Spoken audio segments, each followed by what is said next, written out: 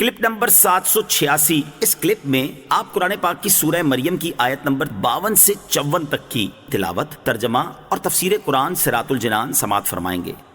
بسم اللہ الرحمن الرحیم۔ ترجمہ، اللہ کے نام سے شروع جو نہایت مہربان رحمت والا ہے۔ وَنَادَيْنَاهُ مِن جَانِبِ الطُّورِ الْأَيْمَنِ وَقَرَّبْنَاهُ نَجِيًّا۔ ترجمہ، اور ہم نے اسے طور کی دائیں جانب سے پکارا اور ہم نے اسے اپنا راز کہنے کے لیے مقرب بنایا۔ وَنَادَيْنَاهُ مِن جَانِبِ الطُّورِ الْأَيْمَنِ، اور ہم نے اسے طور کی دائیں جانب سے پکارا۔ طور ایک پہاڑ کا نام ہے جو مصر اور مدین کے درمیان ہے۔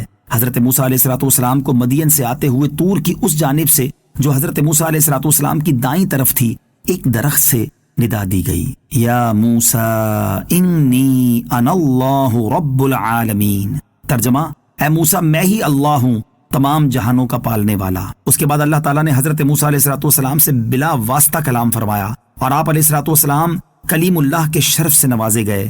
آپ علیہ السلام کو مرتبہ قرب عطا فرمایا گیا، حجاب اٹھا دیے گئے، یہاں تک کہ آپ نے کلموں کے چلنے کی آواز سنی اور آپ علیہ السلام کی قدر و منزلت بلند کی گئی۔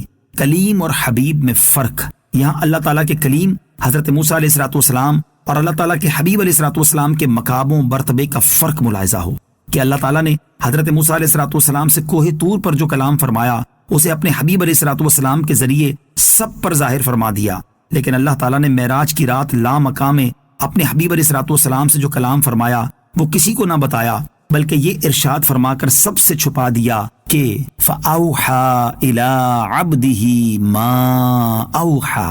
ترجمہ، پھر اس نے اپنے بندے کو وحی فرمائی جو اس نے وحی فرمائی۔ وَوَهَبْنَا لَهُ مِن رَّحْمَتِنَا أَخَاهُ هَارُونَ نَبِيًّا۔ ترجمہ، اور ہم نے اپنی رحمت سے اسے اس کا بھائی ہارون بھی دیا جو نبی تھا۔ وَوَهَبْنَا لَهُ مِن رَّحْمَتِنَا أَخَاهُ هَارُونَ نَبِيًّا، اور ہم نے اپنی رحمت سے اسے اس کا بھائی ہارون بھی دیا جو نبی تھا۔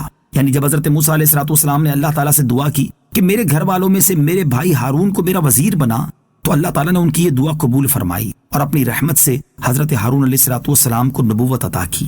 آیت وَوَهَبْنَا لَهُ مِن رَّحْمَتِنَا سے حاصل ہونے والی معلومات، اس آیت سے دو باتیں معلوم ہوئیں۔ نمبر ایک، نبوت کسبی نہیں، یعنی اپنی کوشش سے کسی کو نبوت نہیں مل سکتی، بلکہ اللہ تعالیٰ کے فضل اور اس کی رحمت سے جسے اللہ تعالیٰ چاہے صرف اسے ملتی ہے۔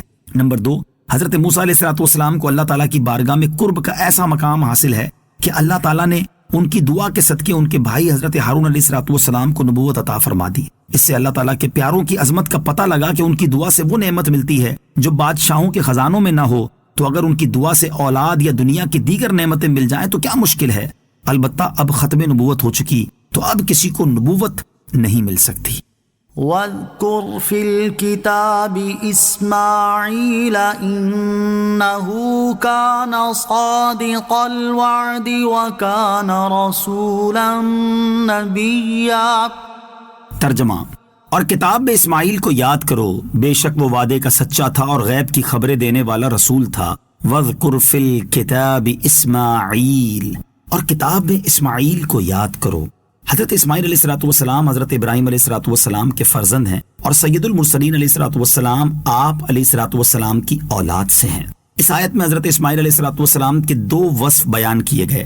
نمبر ایک، آپ علیہ السلام وعدے کے سچے تھے۔ یاد رہے کہ تمام انبیاء کرام علیہ السلام وعدے کے سچے ہی ہوتے ہیں، مگر آپ علیہ السلام کا خصوصی طور پر ذکر کرنے کی وجہ یہ ہے کہ آپ علیہ السلام اس وصف میں بہت زیادہ ممتاز تھے۔ چنانچہ ایک مرتبہ آپ علیہ السلام کو کوئی شخص کہہ گیا جب تک میں نہیں آتا آپ یہیں ٹھہریں، تو آپ علیہ السلام اس کے انتظار میں 3 دن تک وہیں ٹھہرے رہے۔ اسی طرح جب حضرت ابراہیم علیہ السلام آپ کو اللہ تعالیٰ کے حکم سے ذبح کرنے لگے تو ذبح کے وقت آپ علیہ السلام نے صبر کرنے کا وعدہ فرمایا تھا۔ اس وعدے کو جس شان سے پورا فرمایا اس کی مثال نہیں ملتی۔ نمبر 2، آپ علیہ السلام غیب کی خبریں دینے والے رسول تھے۔ آپ علیہ السلام کو رسول اور نبی فرمایا گیا ہے۔ اس میں بنی اسرائیل کے ان لوگوں کی تردید کرنا مقصود تھا جو یہ سمجھتے تھے کہ نبوت صرف حضرت اسحاق علیہ السلام کے لیے ہے اور حضرت اسماعیل علیہ السلام نبی نہیں ہیں۔ رسول اکرم علیہ السلام کی وعدہ وفائی۔ اوپر بیان ہوا کہ حضرت اسماعیل کسی جگہ پر 3 دن تک ایک شخص کے انتظار میں ٹھہرے رہے۔ اسی طرح کا ایک واقعہ سید المرسلین صلی اللہ تعالی علیہ وسلم کے بارے میں بھی احادیث کی کتابوں میں موجود ہے۔ چنانچہ حضرت عبداللہ بن ابو الحمصہ رضی اللہ تعالیٰ عنہ فرماتے ہیں، بعثت سے پہلے میں نے نبی کریم علیہ الصلوۃ والسلام سے کوئی چیز خریدی اور اس کی کچھ قیمت میری طرف باقی رہ گئی تھی۔ میں نے وعدہ کیا کہ اسی جگہ لا کر دیتا ہوں۔ میں بھول گیا اور 3 دن کے بعد یاد آیا۔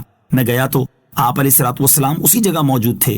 ارشاد فرمایا، اے نوجوان، تو نے مجھے تکلیف دی ہے، میں 3 دن سے یہاں تمہارا انتظار کر رہا ہوں۔